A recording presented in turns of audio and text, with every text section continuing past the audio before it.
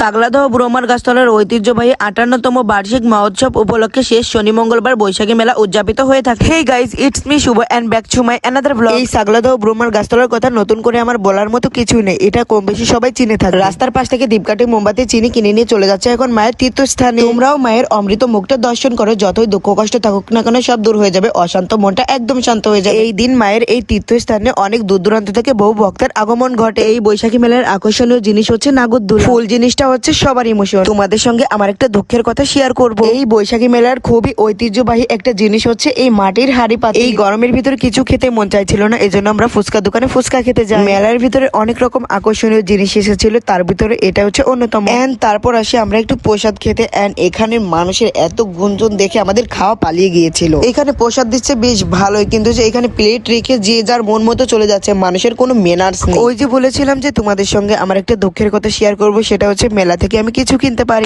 পারিনি। তাতে কি হয়েছে, অনেক ঘোরাঘুরি করলাম, অনেক মানুষের সঙ্গে দেখা হলো, এত মানুষের ভালোবাসা পেলাম, আর কি লাগে বল। আজকের এই ছোট ভিডিওটা আর বড় বানাতে চাই না। সবাইকে বাই, আমরা আবার প্লেনে উঠে গো।